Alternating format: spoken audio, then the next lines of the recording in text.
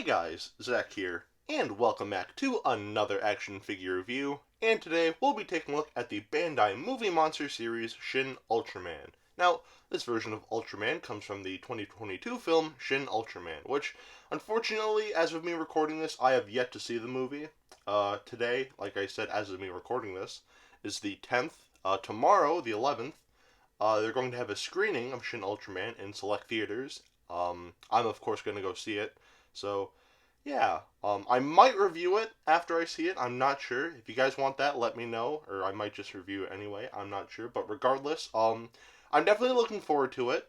I remember even people saying like it's better than Shin Godzilla, which is already one of my favorite kaiju movies ever. So, yeah, I have very high hopes for Shin Ultraman. I'm very excited to see it. So, yeah.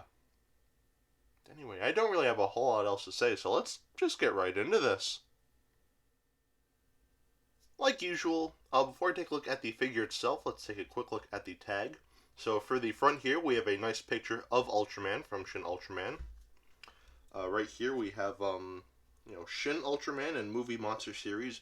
Usually, or something like that. I know, like in here, I think it says movie monster series, but the thing that's weird here, usually with movie monster series figures, there's usually like an English translation, but here there isn't, so it's just a little weird, but not the end of the world. Right here, Shin Ultraman again, with a smaller Ultraman above that, so there you go. And on the back here, again, we just have, Ultraman, Shin Ultraman, and some Japanese writing. I don't know what that says, unfortunately. And the Bandai logo right there. Unlike with the Bandai Ultra Hero series, on the inside of the tag, we actually do have some legal information, which is nice. We have the Subaraya Productions logo here, and, well, Pac-Man. So, yeah, that's pretty much it for the tag. Now, going back to the figure, of course, like usual, we'll start off by talking about the paint. And the painting on this figure is very nice. I like it, for the most part. Most of the figure is, actually, all of the figure is casted in this nice dark reddish vinyl, which I think looks nice. And all of the metallic bits, I think, are painted very neatly. Everything sort of stays in the lines here, which is nice, like on the legs here.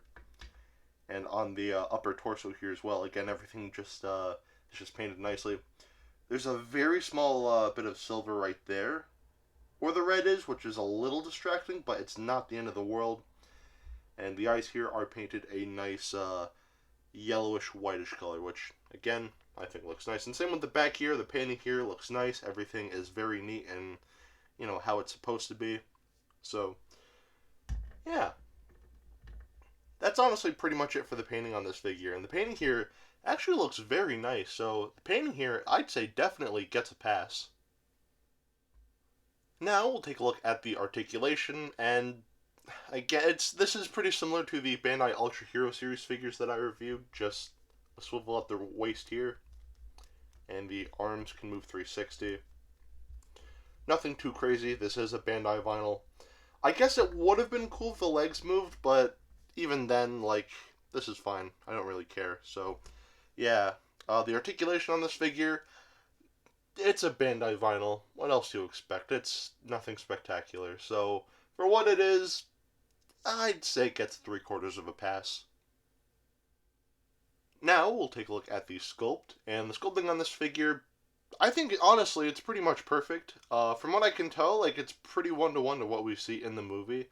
I haven't seen a lot of footage from the movie, but, I've seen Ultraman's design, and again, this looks pretty spot on to what we see, from those trailers and everything like that. So, yeah, I do like this design for Ultraman. It's very skinny compared to the Bandai Ultra Hero series Ultraman. I'll take that guy out later in this video, but yeah, this guy, he's a very skinny boy, and I wasn't really expecting that. It doesn't look bad or anything like that. It's just noticeable that this is a very skinny figure. So, yeah,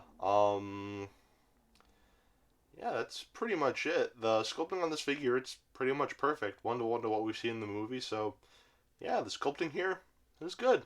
Definitely gets a pass. Now we'll take a look at the detailing. And the detail on this figure is very nice, so let's take a closer look at that. So starting off with the head here, the detailing here is very nice. It's very like smooth. It's almost like robotic looking, which I think looks very nice. And even the eyes here, have some nice detailing there. And same with the mouth again, just that is detailed very nicely. Going down to the torso here, again, we just have a lot of really nice detailing here. One thing I like is that this actually looks like a metallic person. With the original Ultraman, like, obviously it was a guy in a suit. Like, they couldn't just have, like, a man, like, look like this just casually. And so it is kind of cool to see, like, an Ultraman with, like, normal human, like, proportions. Or, not proportions, but look less like a guy in a suit. So, yeah, I think that's pretty cool.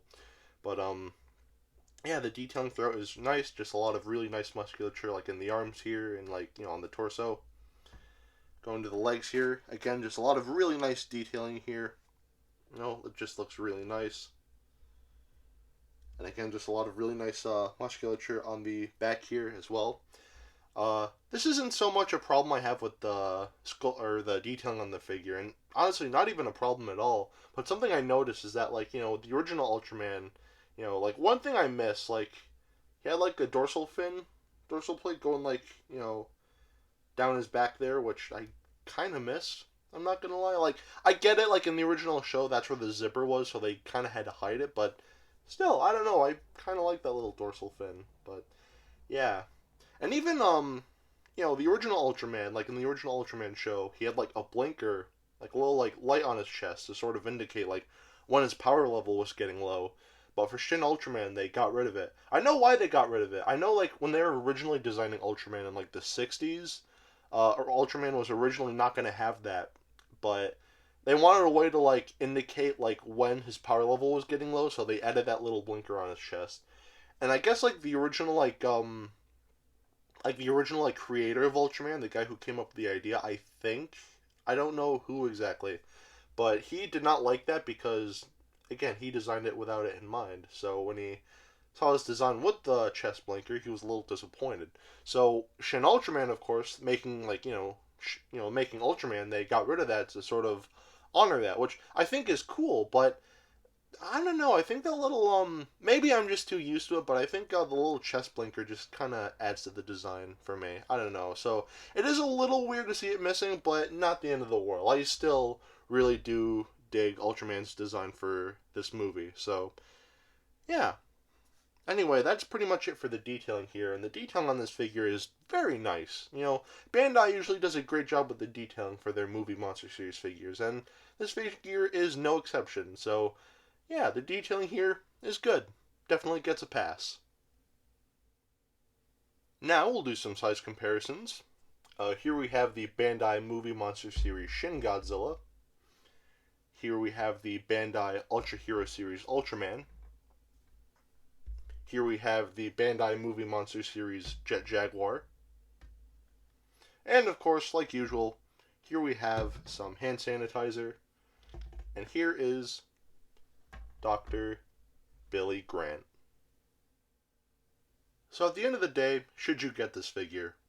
Honestly, I'd say yes. I think that this is a very nice figure, and I definitely recommend that you pick him up. He's not the best Shin Ultraman figure out there. He's no SH Figure Arts or no. I know there's another line of articulated Ultraman figures, but I forget what it's called. But there are better options if you want, like, more articulated, like, better quality Shin Ultraman figures. But still, this guy is not so bad at all, and I definitely recommend that you pick him up. As far as price tags go, he's actually not too expensive. I got him on eBay for $20 without shipping. So maybe you'll look out and get him for that much too. I know, well, right now he's sold out, but you can buy him from sites like Hobby Link Japan. But like I said, he's sold out there currently, so they might restock it. I don't know. And again, I forget how much he is exactly there because, like I said, I didn't buy him from there. I bought this guy from eBay. So yeah, I guess just stay on the lookout for, Hobby Link Japan in case, they get a new stock in. Maybe. I don't know, just kind of keep an eye on that. But regardless, I still recommend you get this guy if you want, like, a budgeted, like, Shin Ultraman figure, because this guy, I think, fits that role perfectly. So, yeah. Anyway, that is it for today. Have a great rest of your week, and I will see you in the next video. Peace, Zack out.